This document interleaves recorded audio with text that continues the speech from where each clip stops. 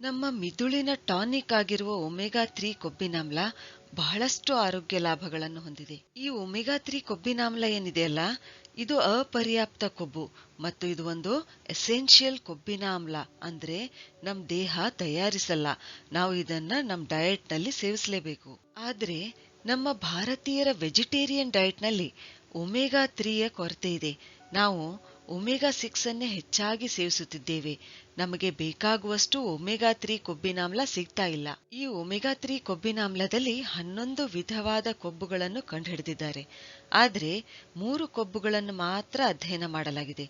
ಒಂದು alpha linolenic acid ALA ಅಂತ ಹೇಳ್ತೀವಿ, ಎರಡನೇದು ಎಕೋಸಾ ಪೆಂಟೆನೋಯಿಕ್ ಆಸಿಡ್ EPA ಅಂತ ಹೇಳ್ತೀವಿ, ಮೂರನೇದು ಡೊಕೋಸಾ ಹೆಕ್ಸೆನೋಯಿಕ್ ಆಸಿಡ್ DHA ಅಂತ ಹೇಳ್ತೀವಿ. ಅಲ್ಫಾ ಲಿನೋಲೆನಿಕ್ ಆಮ್ಲ ಇದೇನಿದೆ ಅಲ್ಲ, ಇದು ಅಗಸೆ ಬೀಜಗಳಲ್ಲಿ, ವಾಲ್ನಟ್ಗಳಲ್ಲಿ, ಚಿಯಾ ಸೀಡ್ಸ್ಗಳಲ್ಲಿ, ಕುಂಬಳಕಾಯಿ ಬೀಜಗಳಲ್ಲಿ, ಪಾಲಕ್ ಆಗಿರಬಹುದು, ಕೇಲ್ ಆಗಿರಬಹುದು, ಇವುಗಳಲ್ಲಿ ಕಂಡುಬರುತ್ತೆ. ಆದ್ರೆ ನಮ್ ದೇಹ ಇವುಗಳ ಶಕ್ತಿ ಬಳಸ್ಕೊಳ್ಳಲು ಈ ALA ಏನಿದೆಯಲ್ಲ, ಅಂದ್ರೆ ಅಲ್ಫಾ ಲೆನೋಲೆನಿಕ್ ಆಮ್ಲ ಏನಿದೆಯಲ್ಲ, ಇದು EPA ಆಗಿ ಪರಿವರ್ತನೆ ಆಗಬೇಕು. ಅಂದ್ರೆ ಎಕೋಸಾ ಪೆಂಟೆನೋಯಿಕ್ ಆಮ್ಲ ಆಗಿ ಪರಿವರ್ತನೆ ಆಗಬೇಕು.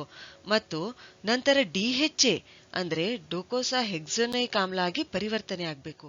ಈ ಎಕೋಸಾ ಪೆಂಟೆನೋಯಿಕ್ ಆಮ್ಲ ಇದು ಪಾಚಿಯಲ್ಲಿ ಮತ್ತು ಕೆಲವು ಮೀನುಗಳಲ್ಲಿ ಕಂಡುಬರುತ್ತೆ.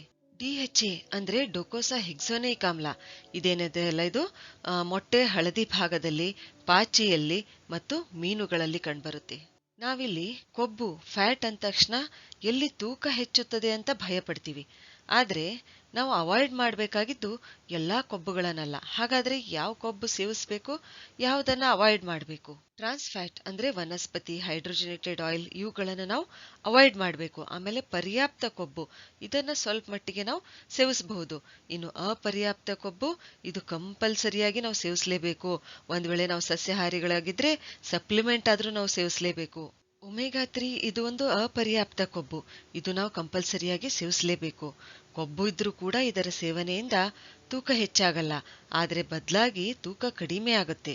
ವೇಟ್ ಲಾಸ್ ಆಗಲು ಒಮೆಗಾ 3 ಕೊಬ್ಬಿನಾಮ್ಲದ ಸೇವನೆ ಒಳ್ಳೆಯದು. ಒಮೆಗಾ 3ಯ ಭಾಗವಾಗಿರುವ DHA ಇದು ತಾಯಿಯ ಗರ್ಭಾಶಯದ ಒಳಗೆ ಮಗುವಿನ ಮೆದುಳಿನ ಅಂಗ ಬೆಳವಣಿಗೆಗೆ ಬೇಕಾಗಿರ್ತಕ್ಕಂಥ ಮುಖ್ಯ ಪೋಷಕಾಂಶವಾಗಿದೆ ಮತ್ತು ಕಣ್ಣುಗಳ ಬೆಳವಣಿಗೆಗೆ ಕೂಡ ಸಹಾಯ ಮಾಡುತ್ತದೆ ಎಂದು ವಿಜ್ಞಾನಿಗಳು ಸಾಬೀತು ಮಾಡಿದ್ದಾರೆ. ತಾಯಿಯ ಎದೆ ಹಾಲಿನಲ್ಲಿ ಕೂಡ ಒಮೆಗಾ 3 ಕಂಡುಬರುತ್ತೆ. ಒಮೆಗಾ 3 ಕೊಬ್ಬಿನಾಮ್ಲವು ಪುರುಷರಲ್ಲಿ ಫರ್ಟಿಲಿಟಿ ಹೆಚ್ಚಿಸುತ್ತದೆ, ಅಂದ್ರೆ ಹೆಲ್ದಿ ಸ್ಪರ್ಮ್ಸ್ ತಯಾರಾಗಲು ಸಹಾಯ ಮಾಡುತ್ತದೆ. ಇದು ಮೆಂಟಲ್ ಹೆಲ್ತ್ ಸುಧಾರಿಸುತ್ತದೆ. ಖಿನ್ನತೆ, ಆತಂಕ, ವ್ಯಾಕುಲತೆ, ಒತ್ತಡ, ಮಾನಸಿಕ ಆಯಾಸ ಕಡಿಮೆ ಮಾಡಲು ಸಹಾಯ ಮಾಡುತ್ತದೆ. ನಮ್ಮ ಮಿದುಳಿಗೆ ಟಾನಿಕ್ ಆಗಿ ಕೆಲಸ ಮಾಡುತ್ತದೆ. ಒಮೆಗಾ 3 ಕೊಬ್ಬಿನಾಮ್ಲ ಚರ್ಮದ ಆರೋಗ್ಯಕ್ಕೆ ಕೂಡ ತುಂಬಾನೇ ಒಳ್ಳೆಯದು. ಇದರಲ್ಲಿರ್ತಕ್ಕಂಥ DHA ಇದು ನಮ್ಮ ದೇಹದ ಜೀವಕೋಶಗಳ ಕೋಶ ಪೊರೆಯ ಆರೋಗ್ಯ ಸುಧಾರಿಸೋದ್ರಿಂದ ಚರ್ಮವನ್ನು ಮೃದು ಮಾಡುತ್ತದೆ, ಸಾಫ್ಟ್ ಮಾಡುತ್ತದೆ. EPA ಇದು ಮೊಡವೆಗಳನ್ನ ಕಡಿಮೆ ಮಾಡುತ್ತದೆ ಮತ್ತು ರಿಂಕಲ್ಸ್ ಬೇಗ ಬರ್ದೇ ಇರುವ ಹಾಗೆ ಮಾಡುತ್ತೆ. ಒಟ್ಟಾರೆಯಾಗಿ ಹೇಳ್ಬೇಕಂದ್ರೆ ಒಮೆಗಾ 3 ಕೊಬ್ಬಿನಾಮ್ಲವು ನಮ್ಮ ಚರ್ಮದ pH ಬ್ಯಾಲೆನ್ಸ್ ಮಾಡುತ್ತದೆ, ನಮ್ಮ ಚರ್ಮದ ಎಲಾಸ್ಟಿಸಿಟಿ ಹೆಚ್ಚಿಸಿ ಹೊಳಪು ಹೆಚ್ಚಿಸುತ್ತದೆ. ಮೊಣಕಾಲಿನ ನೋವಿರುವವರಿಗೆ, ವಿಶೇಷವಾಗಿ ವಯಸ್ಸಾದವರಿಗೆ ಒಮೆಗಾ 3 ಕೊಬ್ಬಿನಾಮ್ಲ ತುಂಬಾನೇ ಉಪಯುಕ್ತವಾಗಿದೆ.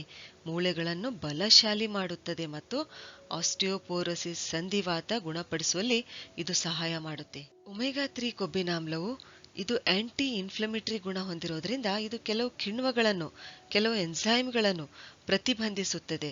ಇದರಿಂದ ಏನಾಗುತ್ತೆ, ನಮ್ಮ ಅಂಗಾಂಶಗಳು ಡ್ಯಾಮೇಜ್ ಆಗುವುದು ಮತ್ತು ಬಾವು ಉಂಟಾಗುವುದನ್ನು, ಅಂದ್ರೆ ಇನ್ಫ್ಲಮೇಷನ್ ಆಗುವುದು ತಡೆಯುತ್ತದೆ. ಉರಿಯೂತ ಕಡಿಮೆ ಮಾಡುತ್ತೆ, ಇನ್ಫ್ಲಮೇಷನ್ ಕಡಿಮೆ ಮಾಡುತ್ತೆ. ಅಂದ್ರೆ ರಕ್ತದೊತ್ತಡ, ಹೃದಯ ಕಾಯಿಲೆ, ಕ್ಯಾನ್ಸರ್ ಉಂಟಾಗದ ಹಾಗೆ ಮಾಡುತ್ತೆ. EPA ಮತ್ತು DHA ಇವು ಎರಡೂ ಹೃದಯ ಸಮಸ್ಯೆಗಳನ್ನು ಕಡಿಮೆ ಮಾಡುವಲ್ಲಿ ಸಹಾಯ ಮಾಡುತ್ತವೆ. ಅಷ್ಟೇ ಅಲ್ಲ, ಒಮೆಗಾ 3 ಕೊಬ್ಬಿನಾಮ್ಲವು ಬೊಜ್ಜನ್ನು ಕರಗಿಸಿ ನಮ್ಮ ದೇಹದಲ್ಲಿ ಗುಡ್ ಕೊಲೆಸ್ಟ್ರಾಲ್ ಹೆಚ್ಚಿಸುತ್ತದೆ, ಸ್ನಾಯುಗಳ ಬೆಳವಣಿಗೆಗೆ ಸಹಾಯ ಮಾಡುತ್ತೆ. ನಮಗೆ ವಯಸ್ಕ ಪುರುಷರಾಗಿರ್ಬೋದು ಅಥವಾ ವಯಸ್ಕ ಮಹಿಳೆಯರಿಗೆ ಪ್ರತಿದಿನಕ್ಕೆ 2.7 ಗ್ರಾಂನಷ್ಟು ಒಮೆಗಾ 3 ಕೊಬ್ಬಿನಾಮ್ಲ ಬೇಕು. 1 ಗ್ರಾಂ ಅಗಸೆ ಬೀಜಗಳಲ್ಲಿ 2.3 ಗ್ರಾಂನಷ್ಟು ಒಮೆಗಾ 3 ಕೊಬ್ಬಿನಾಮ್ಲ ಇರುತ್ತೆ. 28 ಗ್ರಾಂ ಚಿಯಾ ಬೀಜಗಳಲ್ಲಿ 5 ಗ್ರಾಂನಷ್ಟು ಒಮೆಗಾ 3 ಕೊಬ್ಬಿನಾಮ್ಲ ಇರುತ್ತೆ. ಇನ್ನು 28 ಗ್ರಾಂ ವಾಲ್ನಟ್ನಲ್ಲಿ 2.5 ಗ್ರಾಂನಷ್ಟು ಒಮೆಗಾ 3 ಕೊಬ್ಬಿನಾಮ್ಲ ಇರುತ್ತೆ.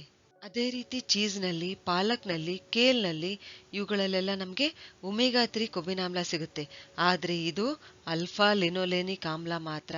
ಇಪಿಎ ಮತ್ತು ಡಿಎಚ್ಎಗೋಸ್ಕರ ಸಸ್ಯಾಹಾರಿಗಳು ಸಪ್ಲಿಮೆಂಟ್ಸ್ಗಳನ್ನು ಸೇವಿಸಬೇಕಾಗುತ್ತೆ. ಸರಿ, ಹಾಗಾದ್ರೆ ಮುಂದಿನ ವಿಡಿಯೋದಲ್ಲಿ ಮತ್ತೊಂದು ಉಪಯುಕ್ತವಾದ ಮಾಹಿತಿಯೊಂದಿಗೆ ಭೇಟಿಯಾಗೋಣ. ಧನ್ಯವಾದಗಳು.